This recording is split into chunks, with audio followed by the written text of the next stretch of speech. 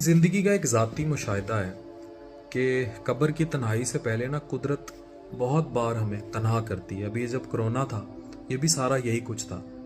और तन्हाई का मकसद यही होता है कि हम अपनी हकीकत को समझें, हम ये जानें कि हम क्यों तन्हा हैं। हम तन्हा आए थे माँ के पेट से, हमने तन्हा जाना है।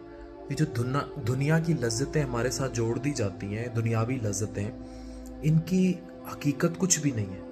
हम इनमें खोते चले जाते हैं, धंसते चले जाते हैं, इन्वॉल्व होते चले जाते हैं और in the end they turned out to be nowhere. तो ये याद रखें कि दुनिया की जो हकीकत है ना, वो दुनिया तक है। आपकी जो हकीकत है वो तन्हाई है, अकेलापन है। और उसी अकेलेपन में आपने अपने वजदान को ढूंढना है जो अल्लाह आपको अता करेगा। ये तन्हाई अगर ज़िंदगी में आपको नसीब हो जाए, कभी किसी बीमारी की सूरत में, कभी किसी धोखे की सूरत में, कभी किसी इश्क की सूरत में, तो उस तन्हाई की कदर करें, उसको ग्रैब करें बब्बर शेर की तरह, क्योंकि ये तन्हाई आपको बना देगी। और शायद कभी कोई ऐसी खलवत, चाहे वो कब्र की रात की खलवत ही क्यों ना हो, इस तन्हाई में जो आप फाइट बैक करेंगे, ये वहाँ मदद कर जाएगी।